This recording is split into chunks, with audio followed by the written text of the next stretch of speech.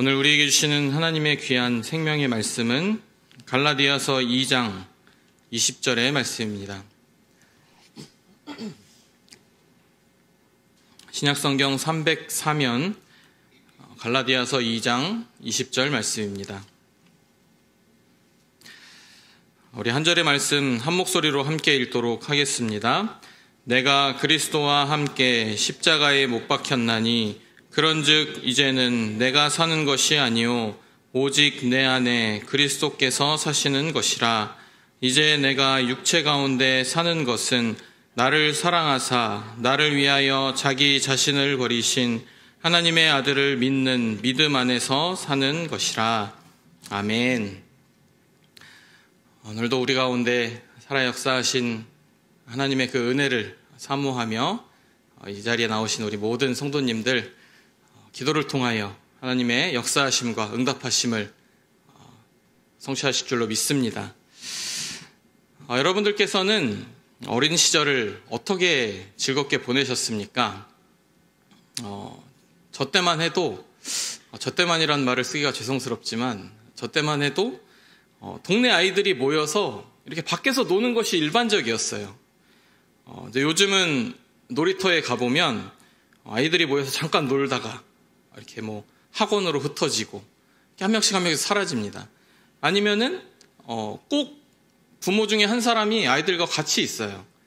그래서 이렇게 아이들이 막 우르르 몰려서 같이 놀면서 돌아다니고 이런 풍경을 보는 것이 힘들게 되었습니다. 옛날에는 그저 아이들끼리 놀기 위해서 언제나 이렇게 나가면은 친구들도 있고 형들도 있고 누나들도 있고 동생들도 있고 그냥 이렇게 나가서 어울려 놀면 됐었거든요. 그렇게 정신없이 열심히 놀다 보면 밖에서 이 집 저 집 엄마들이 부르십니다. 저녁이 되면 누구야 와서 밥 먹어라 이러고 부르시죠. 그런 소리들이 여기저기 들리다 보면 이제 밥 먹을 시간이구나. 이제 그날은 다 놀고 집으로 흩어지는 거예요. 그래서 이제 배고픈 줄도 모르고 놀다가 이제 집에 들어가서 밥상을 보면은 허기가 몰려옵니다. 그때 막 배고프기 시작하는 거예요. 그래서 밥을 허겁지겁 먹게 되는데 그때 이제 종종 어머니께서 야 너는 아들아 걸신이 들어앉았냐 천천히 좀 먹어라 이런 말씀을 하시고 그때는 이제 걸신이 뭔지 몰랐는데 나중에 알고 보니까 빌어먹는 귀신이라는 뜻이더라고요. 막 개걸스럽게 먹는 제 모습이 마치 그 빌어먹는 귀신과 같은 그런 모습 같아 보였나 봅니다. 사람 안에는 걸신만 들어앉는 게 아니죠. 때로는 도둑놈이 들어앉을 때도 있습니다. 그래서 어떤 사람 중에 자신은 손해 안 보고 다른 사람에게 무엇인가 얻어볼까 하고 탐하는 모습을 보면 아이고 저런 도둑놈 심보를 봤나 이런 말 많이 쓰잖아요. 도둑놈과 같은 마음이 그 사람의 마음을 주장하고 있는 것입니다. 자, 그런데 오늘 말씀의 사도 바울은 이 자신 안에 누가 살고 있는지를 고백합니다. 바로 오직 내 안에 그리스도께서 사신 것이라 라고 말합니다. 사도 바울 안에는 예수님께서 계셨던 거죠. 사도 바울이 예수 그리스도를 만난 이후의 삶에 이 전적인 변화가 있게 됩니다. 평생을 예수 그리스도를 위해서 헌신하는 삶을 살게 됩니다. 이러한 바울의 변화는 이 단순한 외적인 변화가 아니라 근본적으로 이 내적인 변화에 기인합니다. 바로 바울 안에 예수 그리스도가 사시는 내적 변화가 있게 되니까 외적인 변화의 삶을 살게 된 겁니다. 우리 믿는 사람들이 가지는 삶의 변화도 이 사도 바울과 같이 내 안에 예수가 살아계신다 라는 내적 변화로부터 시작되어야 합니다. 그런데 문제는 예수님을 믿는다고 하면서도 내 안에 예수 그리스도께서 사시는 것이 아니라 여전히 내 자신이 살아서 역사하는 겁니다. 그런 삶을 살아가는 거예요. 여러분들 안에는 누가 살고 있습니까? 어떻게 사도 바울과 같이 예수 그리스도께서 사시는 그러한 삶을 살아갈 수 있는지에 대해서 오늘 함께 나눠보고자 합니다.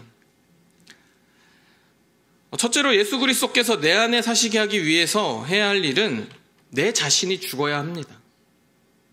그것도 그냥 죽는 것이 아니라 십자가에 못 박아 죽어야 합니다.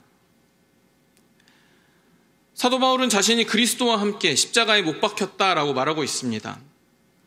사도 바울이 처음부터 예수님이 자신 안에 사는 이 믿음의 삶을 살았던 것이 아닙니다. 예수님을 만나기 전에 이 바울은 철저하게 예수 그리스도 없는 삶을 살았습니다.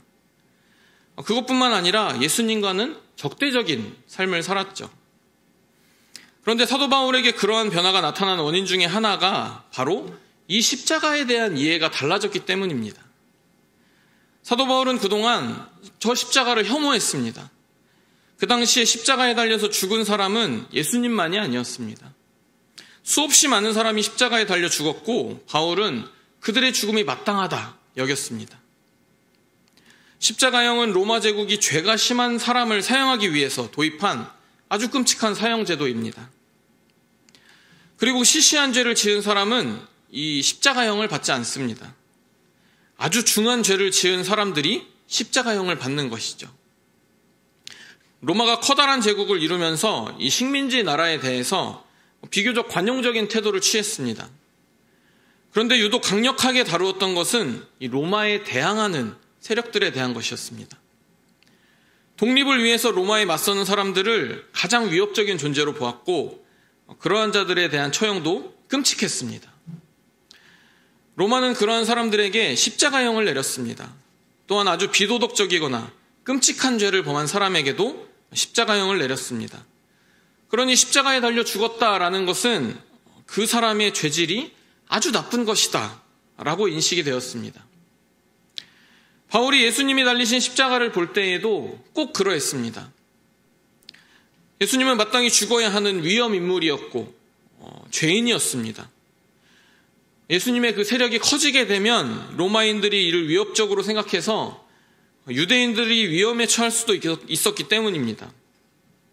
또한 유대교에서 볼 때는 예수님은 하나님을 모독하는 죄인이었습니다. 하나님께서 주신 율법을 무시하고 안식일을 범하고 자신이 마치 하나님인 것처럼 판단하고 사람들의 죄를 용서하며 사랑으로 품는 모습이 마땅히 죽어야 할 죄인의 모습이었던 것이죠. 그리고 예수님뿐만 아니라 예수님을 따르는 무리들도 예수님과 같이 십자가에 죽어 마땅한 죄인이다 라고 생각했을 것입니다. 그래서 기독교인들을 박해하기에 그렇게 열심을 냈던 겁니다. 그런데 그러한 바울이 기독교인들을 잡아 죽이려고 다메섹으로 가던 중에 빛 가운데서 예수님을 만난 이후에 완전히 달라졌습니다. 십자가에 못 박혀 죽어야 할 존재는 예수님이 아니라 바로 자기 자신이다 라는 것을 깨닫게 된 것입니다.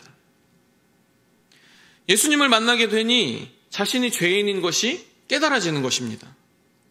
그것도 죄 없으신 예수님을 십자가에 못 박혀 죽게 할 정도로 심각한 죄인이다 라는 것을 깨닫게 되는 것이죠.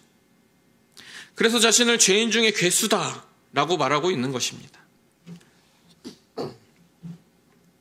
두 번째로 많은 사람이 아직도 자신은 십자가의 죽음과 상관없는 의로운 자다라고 생각하면서 살아가고 있습니다. 그래서 옛 바울과 같이 스스로 의의를 가지고 다른 이들을 정죄하며 교만하게 살아갑니다. 그런데 예수님께서는 마가복음 7장 21절, 22절, 23절에서 예수님이 없는 사람 안에는 어떠한 것들이 그 안에 있는지 말씀해 주십니다.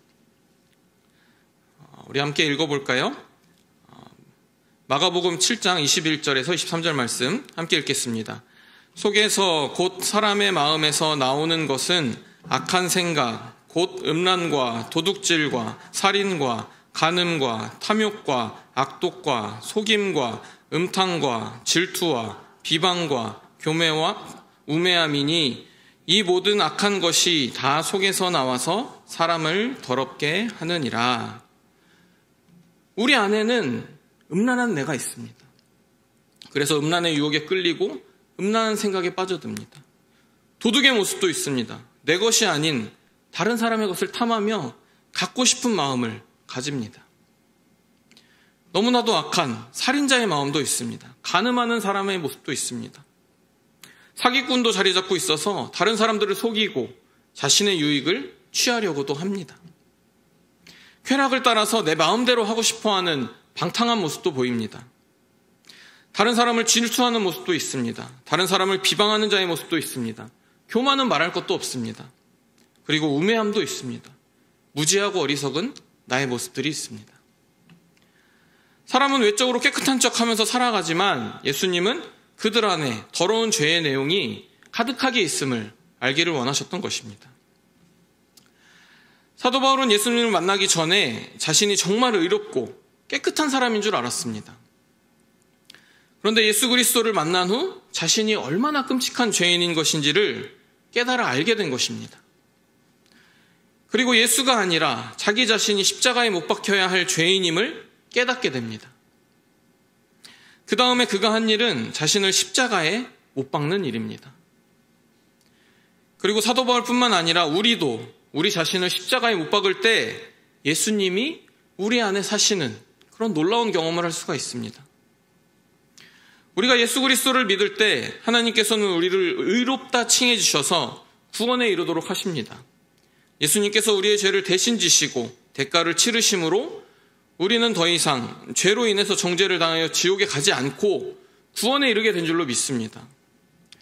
그런데 안타깝게도 예수님의 십자가를 통해서 죄사함을 받았지만 여전히 죄성을 가지고 늘 죄 가운데 살아가는 그 죄인의 모습들이 있다는 것입니다.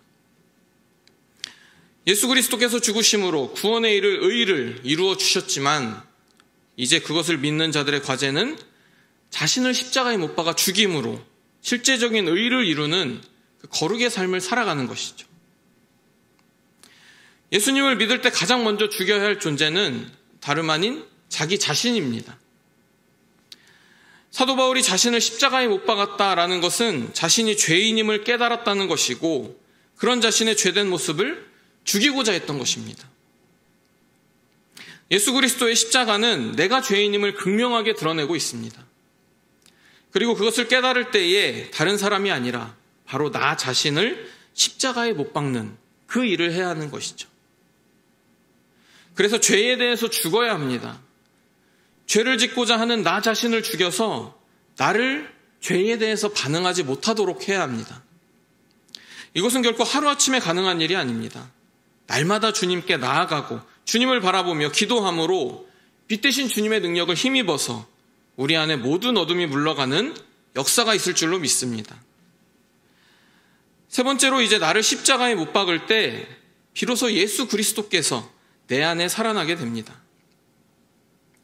사도 바울이 십자가를 볼 때에 자신의 죄성을 보았습니다. 그런데 자신의 죄만을 본 것이 아니라 그 죄인을 사랑하시는 예수님의 사랑을 보게 됩니다.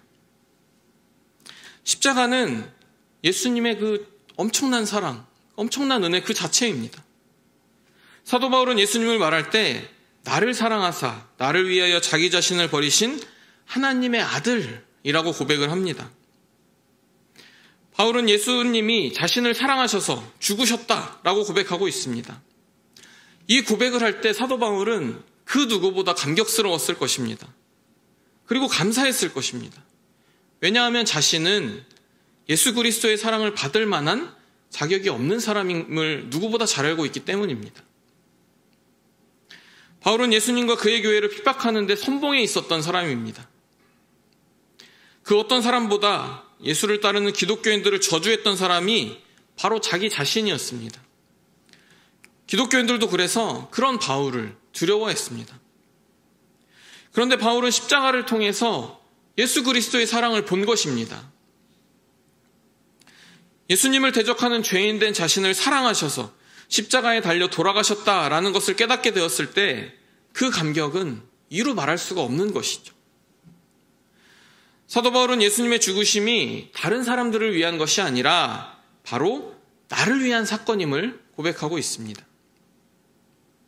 어떤 사람도 나를 위하여 자신을 버릴 사람이 없을 것입니다. 그렇게 완전하고 비참하게 죽어줄 수 있는 사람이 누가 있겠습니까? 그 어느 누구도 죄인을 사랑해 줄 사람도 없고 더군다나 죄인을 사랑해서 죽어줄 만한 사람은 없을 것입니다. 그런데 예수님께서 우리를 위해서, 이 죄인들인 우리를 위해서 그렇게 하셨다는 겁니다.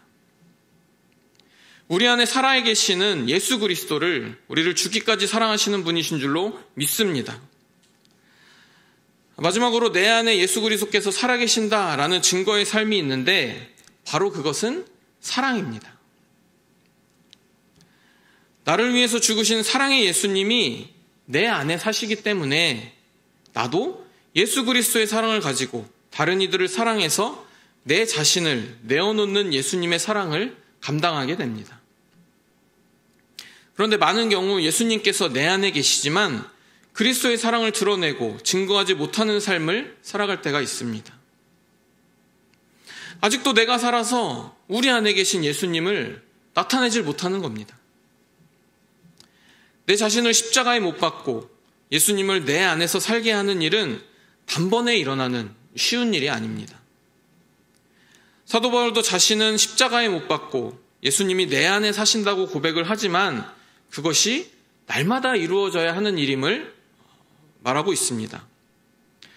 고린도전서 15장 31절에 바울은 고린도 교인들에게 이렇게 고백을 합니다.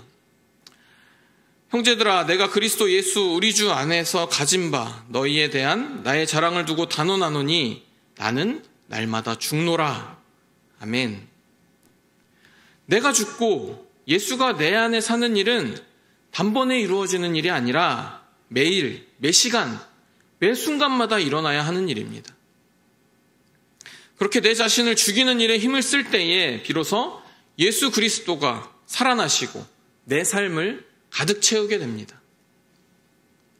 그리고 예수께서 내 안에 온전히 살아계실 때에 그리스도의 사랑이 나를 통해서 온전히 나타나게 됩니다. 사도 바울은 자신이 육체 가운데 사는 것이 더 이상 자기를 위한 것이 아니라 자신을 사랑하사 죽으신 예수 그리스도를 믿는 믿음으로 산다라고 했습니다. 이제 사도 바울의 삶은 자신의 삶이 아니라 자신을 사랑하사 죽으신 예수 그리스도의 삶으로 대치되는 것입니다.